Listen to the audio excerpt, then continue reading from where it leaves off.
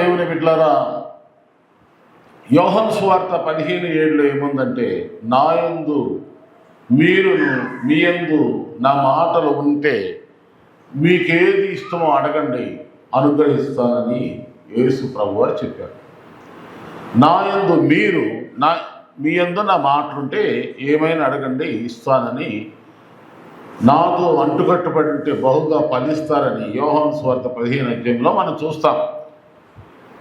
దేవుడు తన చెంతకు వచ్చేవారిని ఆయన నింపేవాడు, నింపుతాడు. కానీ ఒట్టిగా ఉంచడు, ఖాళీగా ఉంచడు, ఏమీ లేని వానిగా, చేత కాని వానిగా, పనికిమాలిన వాళ్ళుగా చేయడు. అందుకని దేవుని నమ్మినవాడు ఎవడో కూడా చెడిపోలేదు.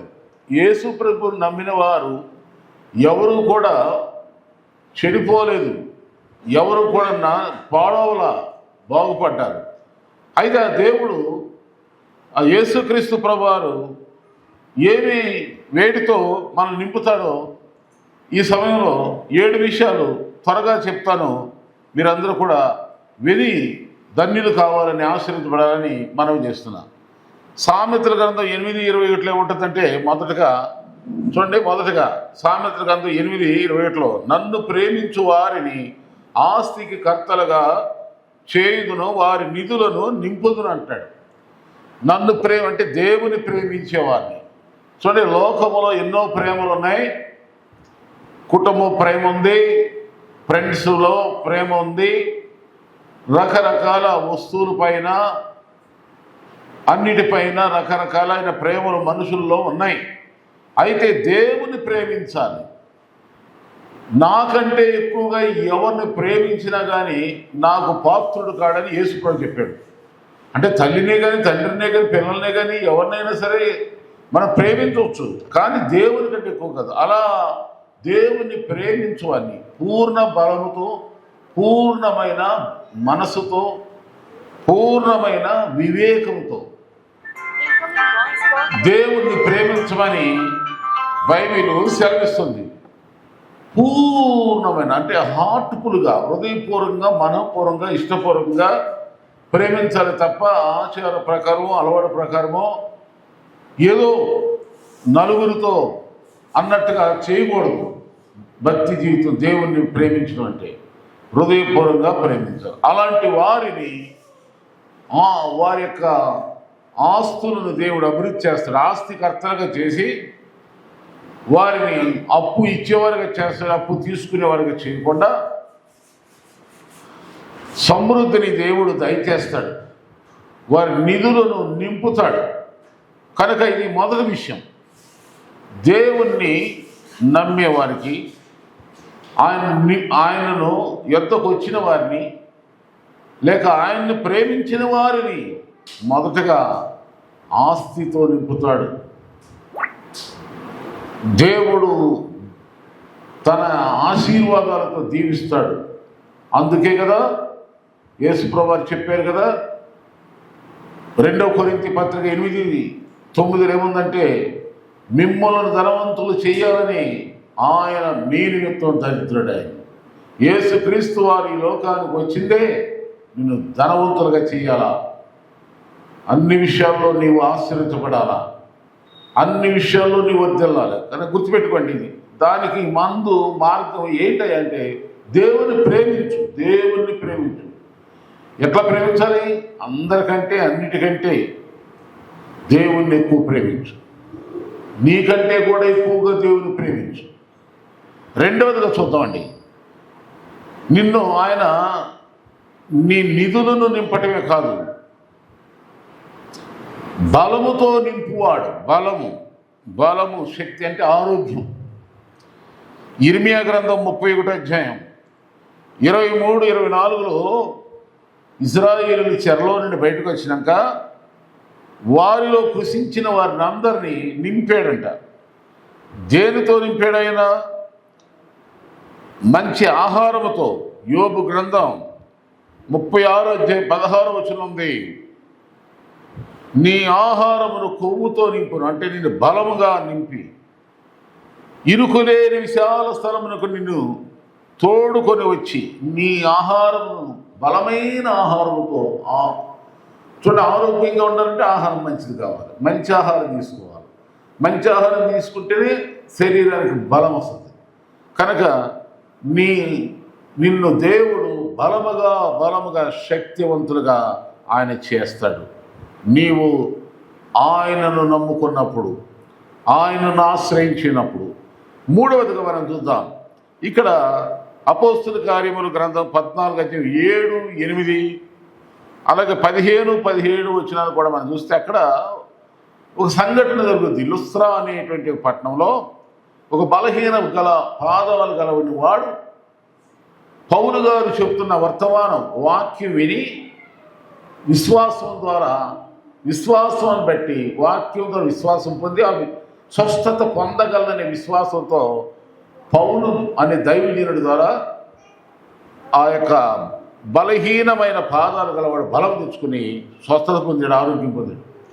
అప్పుడు ఆ పట్టణంలో వాళ్ళు దేవుని దేవదూతలు మన మధ్య దిగొచ్చేశారు.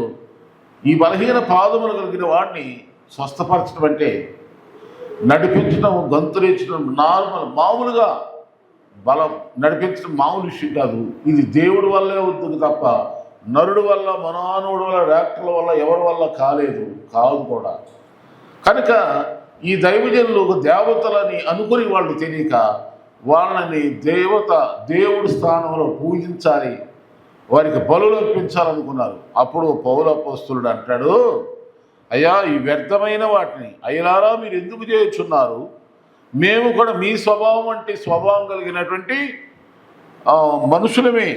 మీరు ఈ వ్యర్థమైన వాటిని విడిచిపెట్టి ఆకాశమును, భూమిని, సముద్రమును, వాటిలో ఉండు సమస్తమును సృజించిన జీవము గల దేవుని వైపు తిరగాలని స్వార్థ ప్రకటిస్తున్నాం.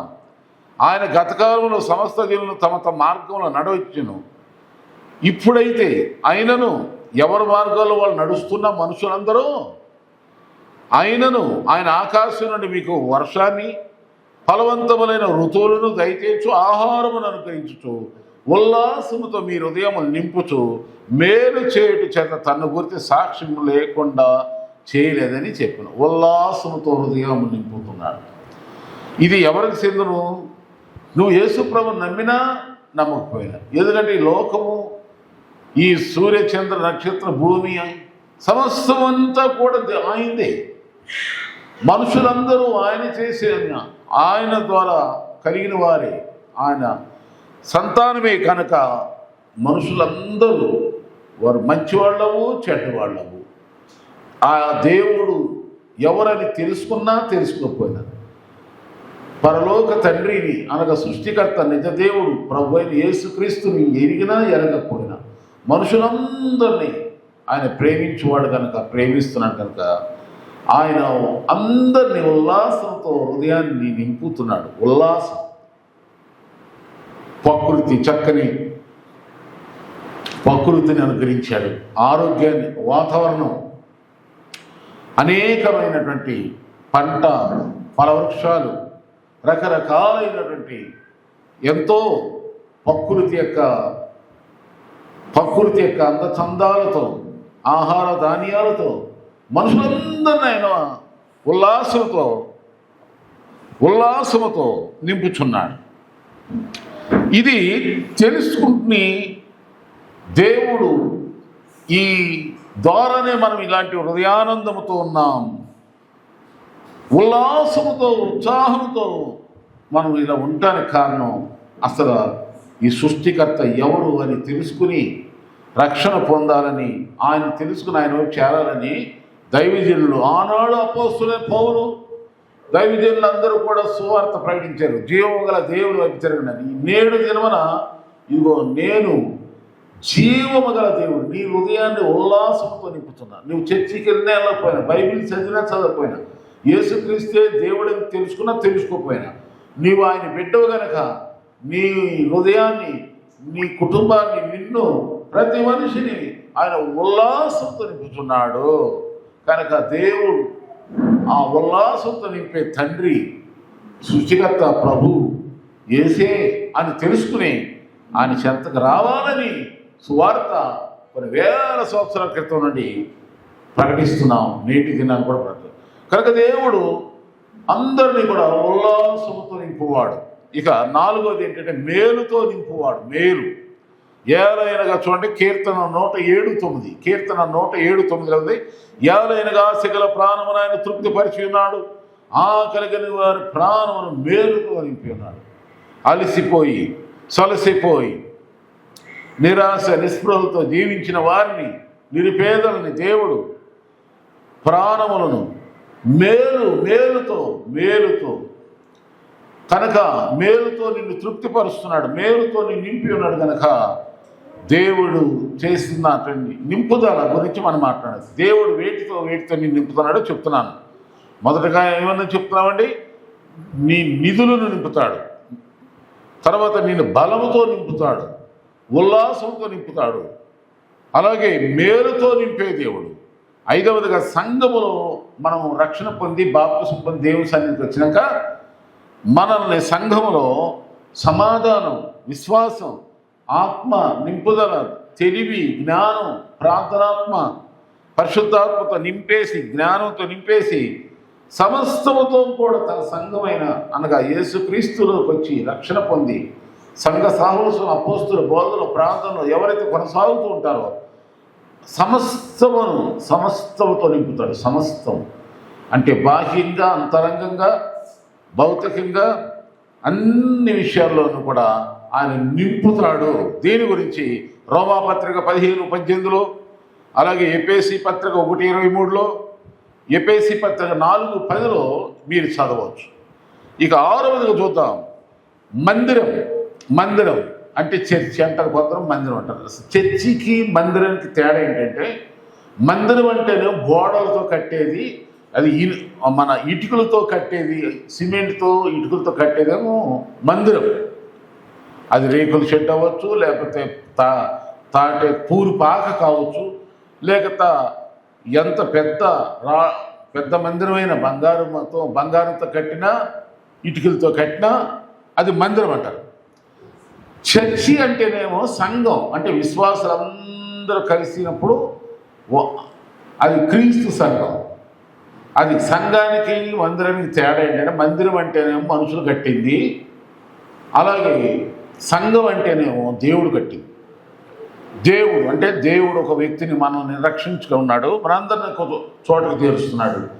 మనందరూ కలిసి దేవుడిని ఆరాధించుకోవడానికి మందిరం కావాలి. ఇప్పుడు అర్థమైంది.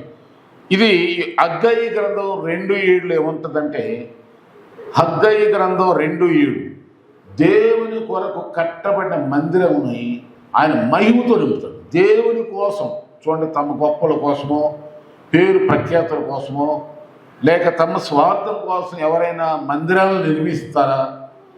అందులో దేవుడు నివాసం చేయడు.